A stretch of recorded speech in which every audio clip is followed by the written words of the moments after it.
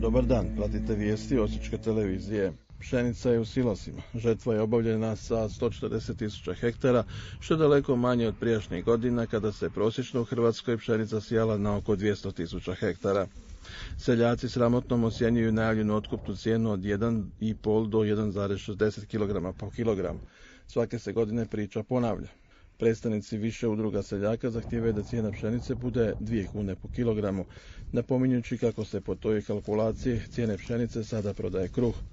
S druge pak strane mjerodavni čekaju rasplet oko cijena na burzama u okruženju, prije svega u Mađarskoj. Ipak još je malo vremena ostalo za kalkulacije. Sutra će biti održan sastanak u Lovasu, kojemu će nazočiti predstavnici mlinsko-pekarske industrije i proizvođači, na kojemu bi se trebalo razmotrati klupko neslaganja i definirati konačna otkupna cijena. Gradska uprava nastavlja s praksom nagrađivanja djece čije su nošnje proglašene najljepšima u okviru Slavonskog sjela. Ovo je 3. puta za redom da će ta djeca na račun grada provesti 10 dana na moru. Tako je članica poglavarstva Mirjana Smoje primila djecu čije su nošnje proglašene najljepšim narodnim nošnjama na 38. Slavonskom sjelu iz veljače ove godine. Djevojčice će na trošak grada provesti 10 dana u Omišlju.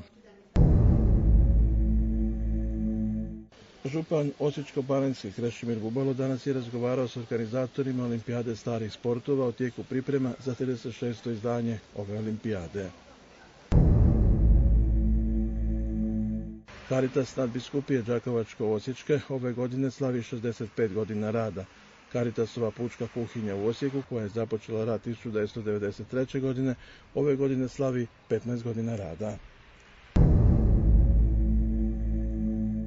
Na mjestu Bijele lađe, sudeći prema u subotu objavljenom natječaju Osijek Oteksa, niknut će stambeno-poslovni objekt. Natječaj je otvoren do 25. kolovoza, a kako će izgledati taj novi objekt znaće se s prvim danima listopada, nakon što ocjenjivački sud završi rad.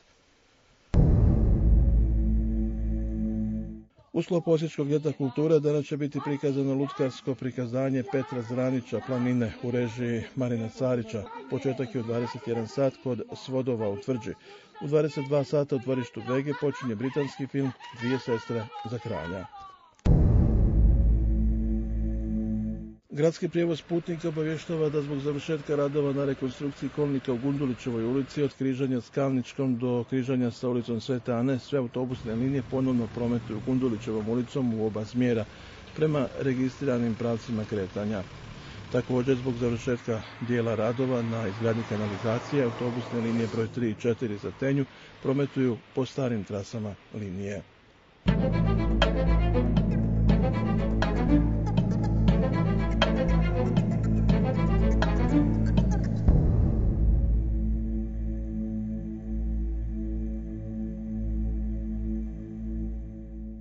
Pretežno oblačno bilo je danas u Osijeku. Dnevna temperatura 22 Celzijeva stupnja, vlažnost zraka 54% i tlak 1021 hektopaskala. Meteorolozi za sutra najavljuju ponovno sunčan i vrlo topao dan.